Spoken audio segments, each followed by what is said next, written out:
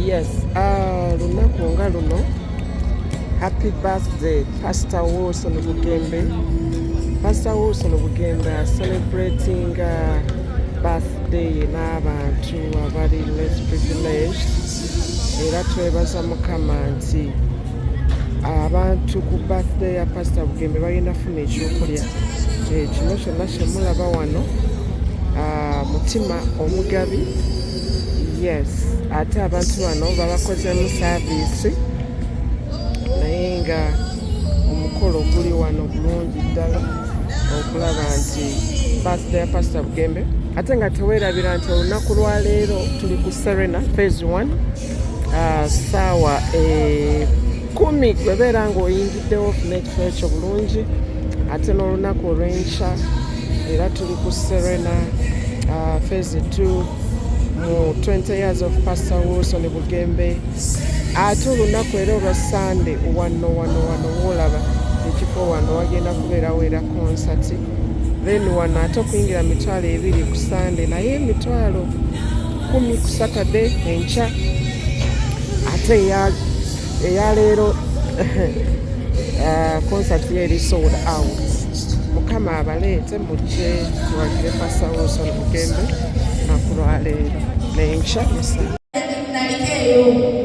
Nali mu kyalo nnyo nga ne Kampala sigimanyi, sirinawo waluganda, sirinawo ki, nali mu nsi naye nzikiriza Yesu Kristo.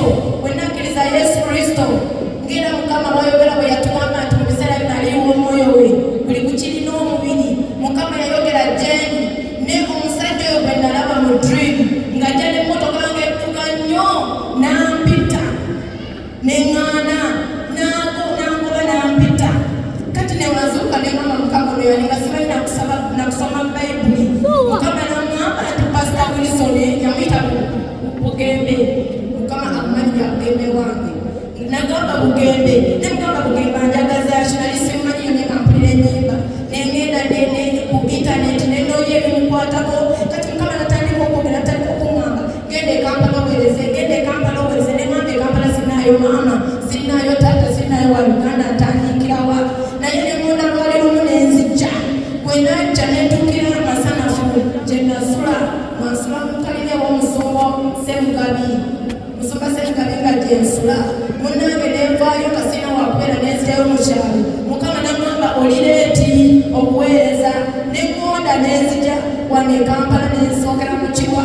Infact kyasina mikwano gyange ne bagigoba okuva gye gyali.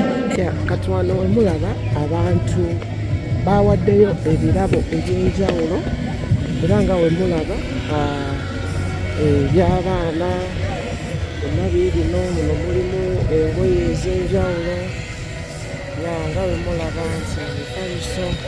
So lunaku lubeera lunene ddala. Pastor Wilson Bugembe acelebratinga n'abanaku abalinga bwe yali abamulekwa, abatalina bazadde, enfunzi, bannamwandu. Pastor Wilson Bugembe acelebratinga wamu nabo era nga wemulaba abantu bali wano mu kutegeka okulaba nti buli kimu kitambula bulungi. Yes, bati ba celebrating the birthday nga bulijjo Eva 8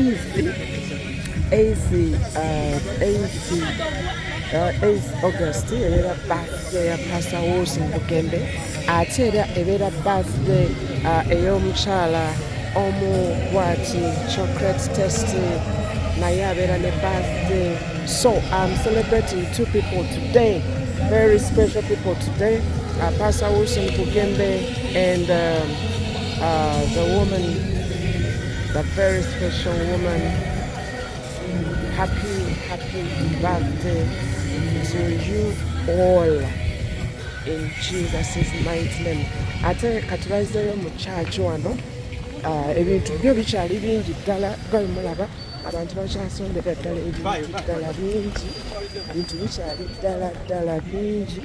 Naye katusooka ate tuddeyo mu church muwulire ate abantu bano church erimu abantu bo bajjidde ddala bulungi ddala era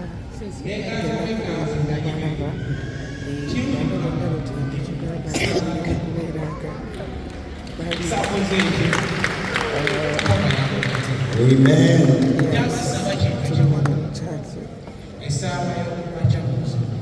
That.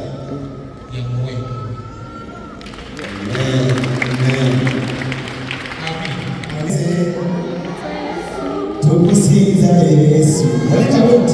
Tukusinza Tata. God bless you, my brother. Thank you so much for that testimony.